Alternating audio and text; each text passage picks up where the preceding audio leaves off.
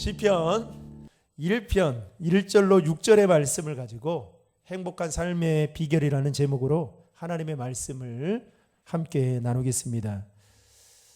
모든 사람들에게 공통되는 소망이 있다면 아마도 행복한 삶을 살기를 바라는 마음일 것입니다. 그러나 여러분, 바라고 원하는 대로 행복하게 사는 사람들, 우리 주변에서는 그렇게 많지가 않고 또 그런 사람을 만나기가 참 쉽지가 않다라는 것이죠.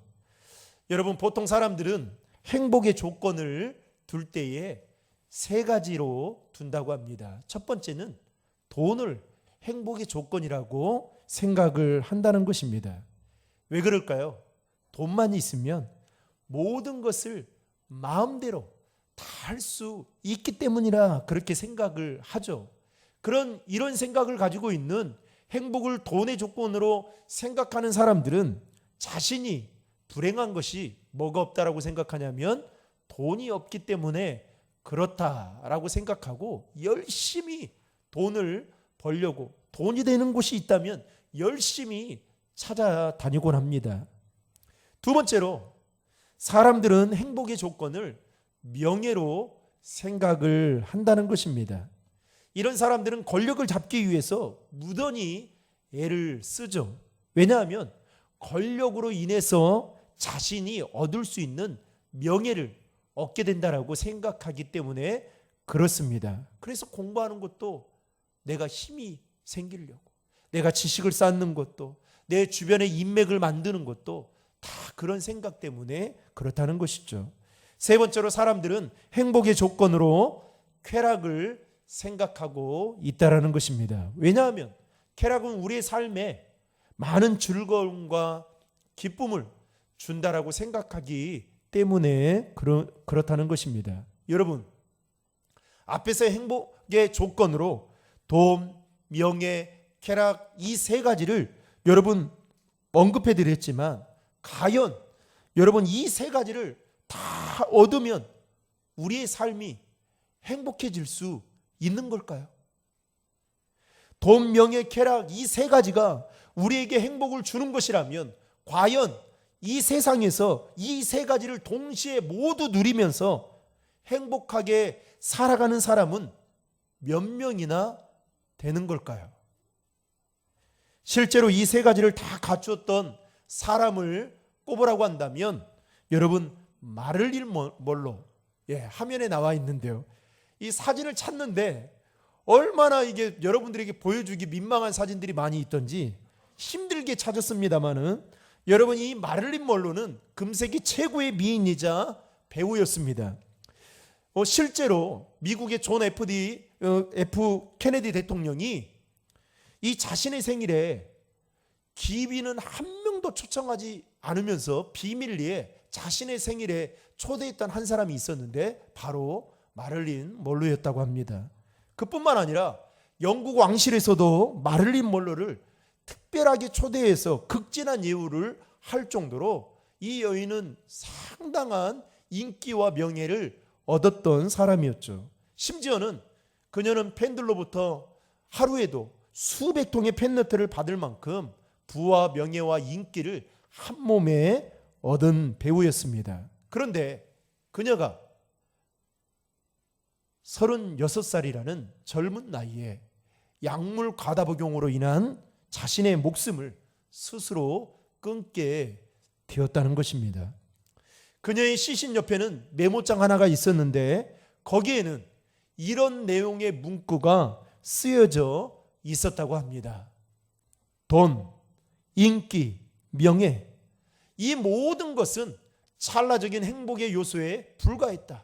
돌아보니 내 인생은 한 손으로 손뼉을 친 인생과 같았다 라고 쓰여져 있었다고 합니다. 한마디로 그녀는 남들이 보기에 부러울 정도로 돈과 명예와 인기를 누리고 있었지만 정작 자기 자신은 행복하지 않은 인생, 허무한 인생을 살았다라고 말을 했다라는 것이죠. 여러분, 우리나라에서도 바야흐로 11년 전인 2010년도에 한 사건이 있었습니다. 방송인 여러분 최윤희 씨 아십니까? 네, 화면에 보시면 이 방송인 최윤희 씨가 남편과 함께 싸늘한 주검으로 발견되었던 적이 뉴스를 통해서 보도가 되었습니다. 이 최윤희 씨의 자살이 많은 사람들에게 충격을 빠뜨렸던 그 이유는 그녀가 살아생전에 행복 전도사로 방송에 나와서 수많은 사람들 앞에서 행복한 삶을 살아가는 방법, 그리고 행복에 관한 그 책들을, 여러 책들을 저술할 정도로 이 최윤희 씨는 수많은 사람들에게 이 행복에 대한 메시지를 전했던 인물이었기 때문이었습니다. 행복 전도사인 최윤희 씨도 많은 사람들에게 행복에 관한 이 메시지를 전하고 있었지만 정작 자신의 인생은 행복하지 않았기 때문에 그와 같은 일을 저지르고 말았던 것입니다. 이것이 많은 사람들에게 큰 충격이었던 것이죠. 오늘 우리 시온찬양대 우리 여성 중창단이 행복이라는 찬양을 여러분들에게 또 하나님 앞에 올려드렸습니다. 제가 지난주에 연습하는 것을 들으면서 설교의 메시지를 찾았어요. 꼭 행복에 관한 메시지를 전해야겠다. 그래서 한 주간 기도하면서 여러분들과 지금 말씀을 나누고 있는데요. 여러분들에게 묻겠습니다. 사랑하는 신드림 중앙의 성도 여러분, 여러분은 정말 행복하십니까? 혹시 옆 사람에게 한번 이렇게 물어봤으면 좋겠습니다. 당신은 정말로 행복하십니까? 한번 물어보십시오.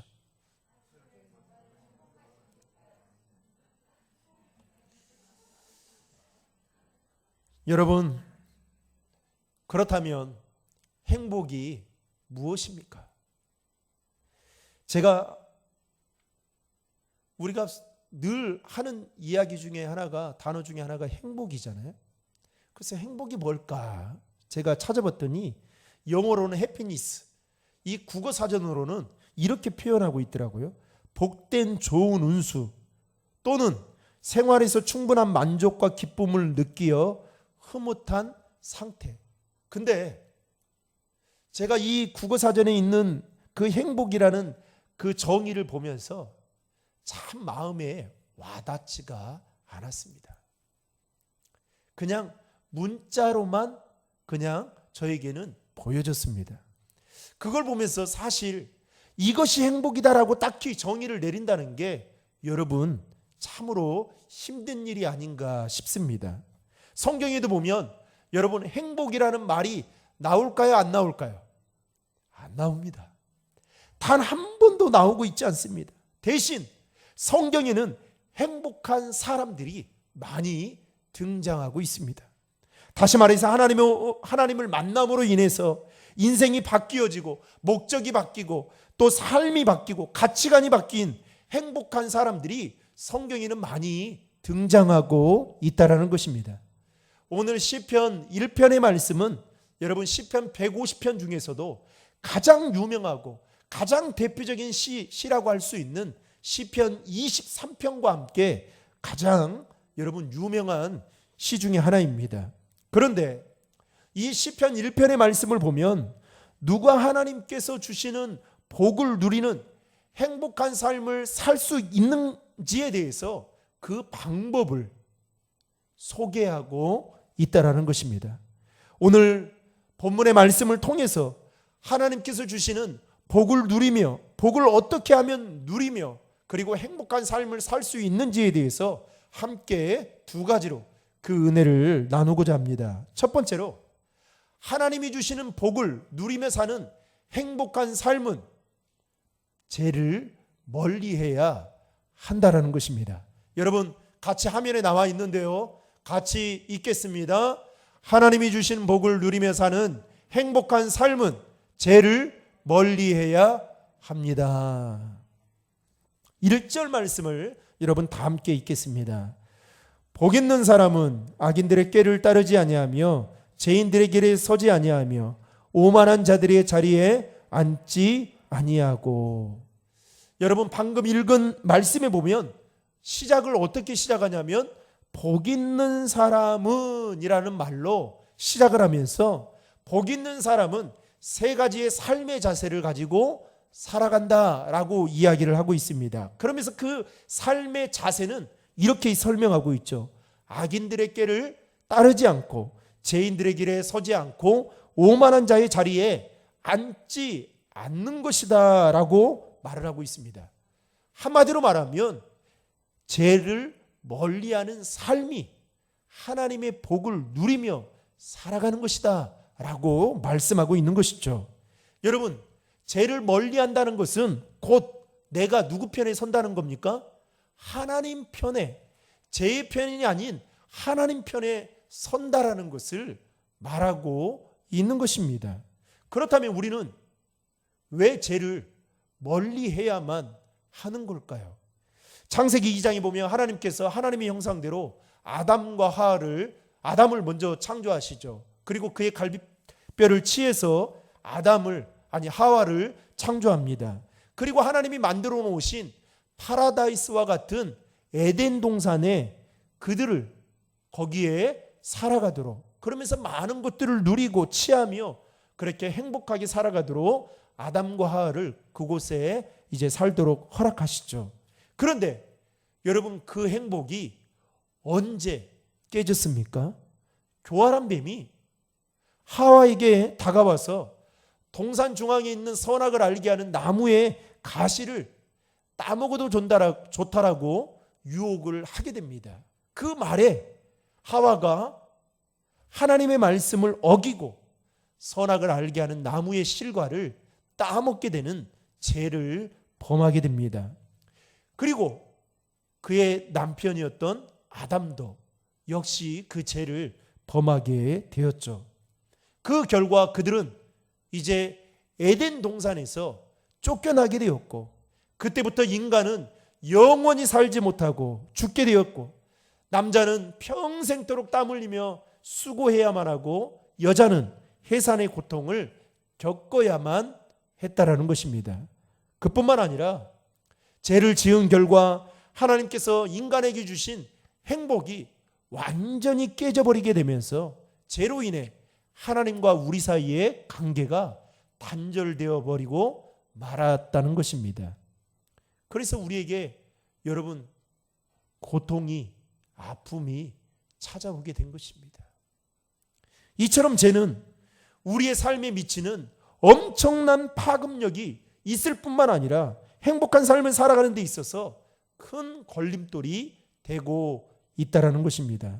사랑하는 성도 여러분, 올 한 해 하나님의 은혜를 여러분들이 경험하기를 원하십니까? 왜 아멘 소리가 적어요?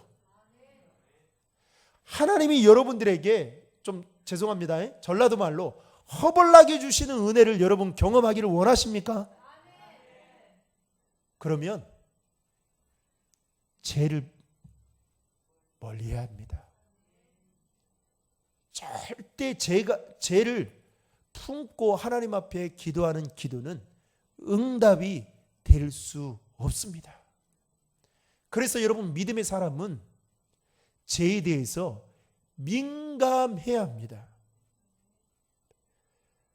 무엇이 죄인지, 무엇이 하나님이 기뻐하시는 일인지, 무엇이 하나님이 싫어하시는 건지, 내 안에 여전히 끊지 못하는 죄가 무엇인지를 여러분 민감하게 받아들이고 그 죄를 멀리해야 되고, 성경에는 죄를 뭐 할 때까지 싸우라고요? 피 흘리기까지 싸우라고 말씀하고 있지 않습니까? 그동안 내가 하나님 앞에 진실되게 삶을 살아왔는지, 내가 정말 복 있는 사람처럼 여러분 살아왔는지, 내가 하나님의 말씀대로 죄를 멀리하는, 즉 악인의 꾀를 따르지 않고 죄인들의 길에 서지 않고 오만한 자리에 앉지 않는 삶을 살아왔는지를 여러분 진지하게 돌아볼 필요가 있다라는 것입니다. 그러기 위해서는 우리가 신앙적으로 날마다 몸부림쳐야 된다라는 것이죠. 여러분, 갈라디아서 2장 20절 말씀을 화면에 있는데 우리 같이 한번 읽겠습니다. 내가 그리스도와 함께 십자가에 못 박혔나니 그런즉 이제는 내가 사는 것이 아니요 오직 내 안에 그리스도께서 사시는 것이라. 이제 내가 육체 가운데 사는 것은 나를 사랑하사 나를 위하여 자기 자신을 버리신 하나님의 아들을 믿는 믿음 안에서 사는 것이라. 여러분, 예수를 우리가 믿는 순간부터 우리는 우리의 자아와 정욕을 십자가에 이미 못 박은 자들입니다. 아니, 주님, 이제는 죄를 멀리하며 살겠습니다 라는 그 의미가 담겨져 있죠. 그런데 그럴 때에 오늘 말씀에 보면 주님께서 내 안에 역사하시고 오늘 또 우리를 선한 길로 인도해 주신다는 거죠.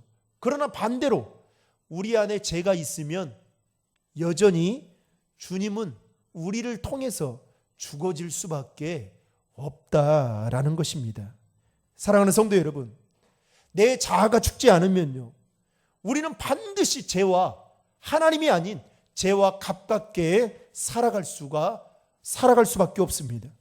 내가 십자가에서 죽어지지 않으면 오만한 자리와 가깝게 살아가게 되고, 내가 죽어지지 않으면 교만한 자와 가깝게 살아갈 수밖에 없음을 명심하시고, 그리스도 안에서 날마다 자기 자신을 십자가에 못 박혀 죽이는 그 몸부림을 통해서 여러분 복 있는 자로 살아가는 저와 여러분 될 수 있기를 주님의 이름으로 축복합니다. 우리 옆에 있는 분들하고 인사하겠습니다. 죄를 멀리해야 합니다. 두 번째로, 하나님이 주시는 복을 누리며 사는 행복한 삶은 말씀을 가까이 하며 그 말씀대로 살아야 한다는 것입니다. 여러분 같이 읽겠습니다. 하나님이 주시는 복을 누리며 사는 행복한 삶은 말씀을 가까이 하며 말씀대로 살아야 합니다. 여러분 아멘입니까? 2절 말씀에 보면 이렇게 말씀하고 있습니다. 오직 여호와의 율법을 즐거워하여 그의 율법을 주야로 묵상하는도다. 여기서 묵상하다라는 이 말이 히브리어로는 하가라는 단어인데요, 이 말의 뜻이 뭐냐면 단순히 조용히 마음에 되새기는 차원을 뛰어넘어서 그것을 되새김질하여 그 말씀을 삶의 지표로 삼고 살아가는 것을 묵상이다라고 말하고 있습니다. 그러니까 소가 되새김질 하듯이 우리가 그 말씀을 날마다 되새김질해서 그 말씀이 내 삶에 뭐가 돼야 한다고요? 기준이 되고 표준이 되도록 살아야 된다라는 것이죠. 그만큼 그 말씀을 항상 귀중하게 생각하고 가까이 해야 한다라는 것입니다. 여러분 오늘날 대부분의 사람들은 육신적인 그 욕구와 물질적인 가치관에서 뭘 찾으려고 하냐면 즐거움을 찾으려고 합니다. 그래서 사람들은 먹는 거, 마시는 거, 입는 거, 또 누리는 거, 이거에 즐거움을 찾아 살아갑니다. 그게 또 인간의 본능이기도 하죠. 그런데 여러분 성경에 나오는 믿음의 사람들은 세상적인 것으로 인해서 즐거움을 찾지 않고 살았다는 것입니다. 시편 19편 10절에 보면 다윗은 하나님의 말씀을 순금보다 더 사모하며 살았다.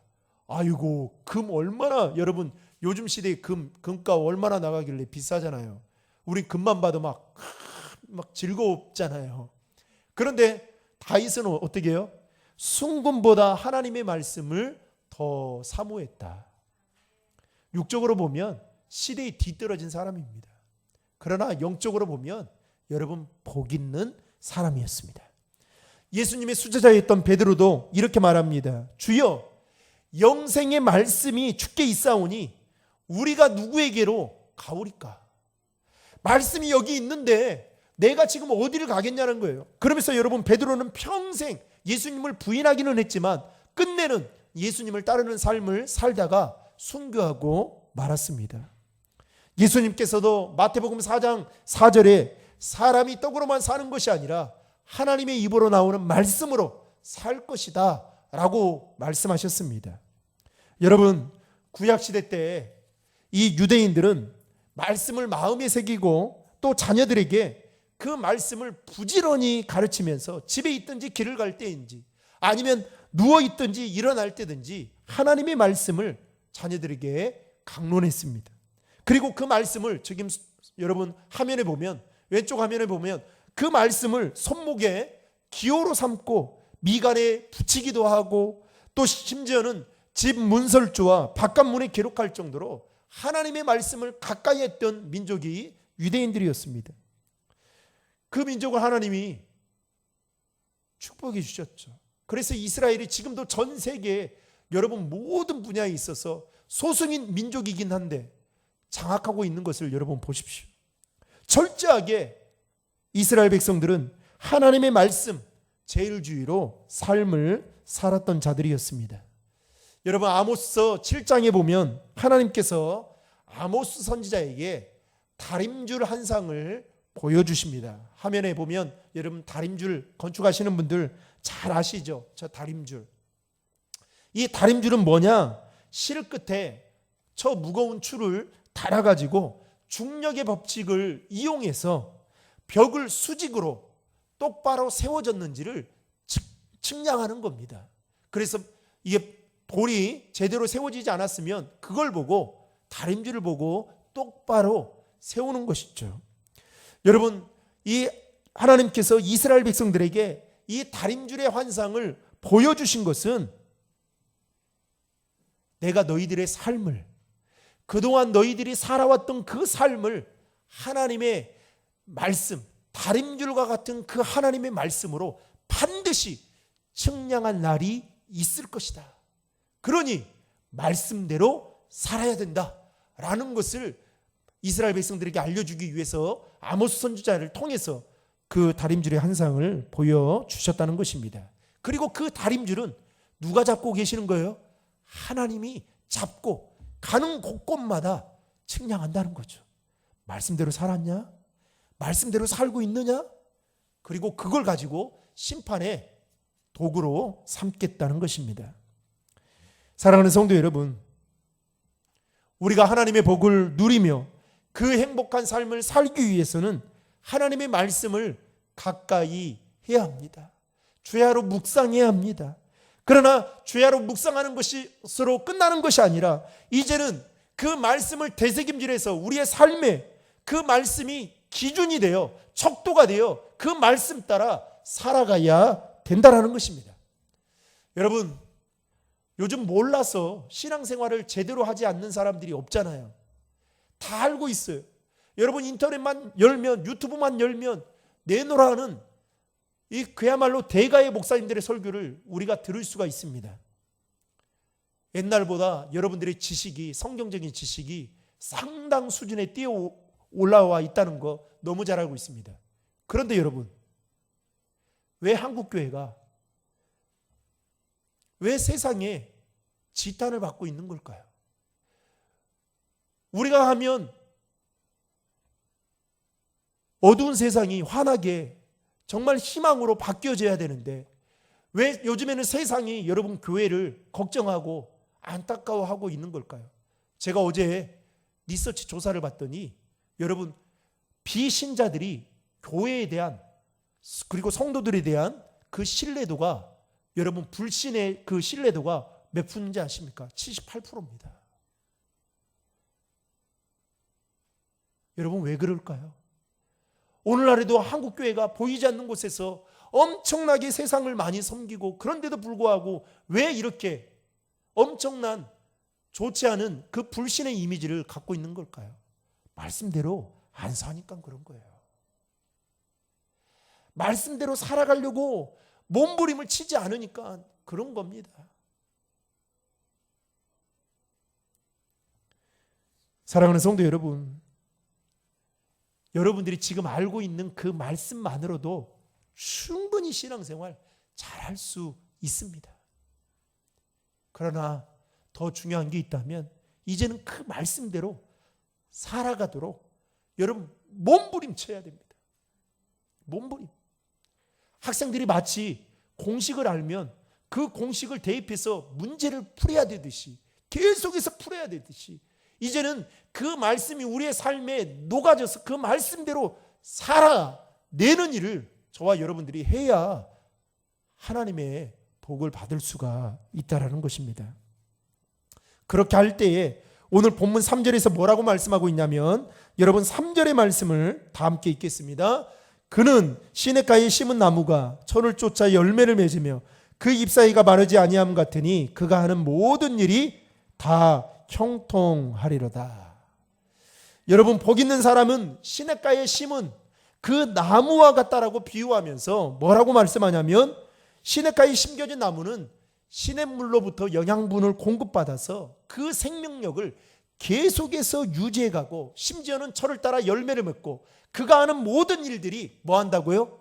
형통한다라고 말씀하고 있습니다. 여러분, 백날 백번 하나님 나에게 형통한 삶을 살게 해주십시오. 그렇게 해보십시오. 야, 너 제대로 살면 형통해질 수 있을 거야. 이렇게 말씀하실 겁니다. 그러므로 사랑하는 성도 여러분, 하나님의 말씀을 가까이 하며 그 말씀대로 살아갈 때에 저와 여러분들의 삶이 시냇가에 심은 나무와 같은 저를 따라 열매를 맺고 더 나아가서 그가 하는 모든 일들이 형통하는 은혜가 있기를 주님의 이름으로 축복합니다. 그러나 여러분 기억하십시오. 오늘 본문 4절과 5절에 보면 악인의 상태에 대해서 이렇게 말하고 있습니다. 4절 5절 말씀을 같이 읽겠습니다. 악인들은 그렇지 아니하며 오직 바람에 나는 겨와 같도다. 그러므로 악인들은 심판을 견디지 못하며 죄인들이 의인들의 모임에 들지 못하리로다. 여러분, 한마디로 악인은 뭐와 같다고요? 바람에 나는 겨와 같다. 즉 쭉정이 인생과 같다라고 말씀하고 있습니다. 여러분, 바람이 불 때요, 공중에 알곡과 쭉정이를 이렇게 던지면요, 알곡은 무거워서 땅에 쭉 떨어집니다. 근데 쭉정이는 어떻게 되는지 아십니까? 날아가 버려요. 날아가 버려요. 여러분, 결국은 악인들의 삶, 하나님이 원하시는 복 있는 삶을 살아가지 못하는 삶의 인생이 그와 같다라고 하면서, 여러분 6절에 보면 하나님의 심판을 견디지 못하고 악인들은 결국 뭐 한다고요? 망하리로다 라고 말씀하고 있습니다. 말씀을 맺겠습니다. 사랑하는 신도림 중앙의 성도 여러분, 올 한 해 하나님이 주시는 복을 누리며 정말로 행복한 삶을 살기를 원하십니까? 저는 우리 교인들이 다 그렇게 행복하다, 나는 교회 나오는 게 너무 행복하다, 나는 신도림 중앙교회 성도가 된 것이 너무 행복하다, 이런 고백이 들려지기를 주님의 이름으로 축복합니다. 오늘 우리에게 주신 말씀처럼 여러분, 그렇다면 죄를 멀리하고 하나님의 말씀을 더 가까이 하며 이제는 그 말씀대로 삶을 살아가게 될 때에 우리는 행복은 무엇인지 우리가 딱히 정의를 내릴 수는 없지만 행복한 사람들의 삶을 우리도 동일하게 살아갈 수가 있다라는 것입니다. 하나님은 우리의 삶을 여러분 시냇가에 심은 나무와 같이 살아가기를 원하십니다. 저를 따라 열매를 맺고 여러분들이 하는 모든 일들이 다 형통하게 되기를 원하십니다. 그러기 위해서 우리는 오늘 시편 기자의 고백처럼 복 있는 사람, 죄를 멀리하고 하나님 편에 서고 더 나아가서 하나님의 말씀을 가까이 하고 그 말씀을 날마다 되새김질해서 그 말씀대로 살아가게 될 때에 여러분, 저와 여러분들의 올 한 해의 삶이 하나님이 주신 행복으로 충만하게 될 줄을 주님의 이름으로 축원합니다.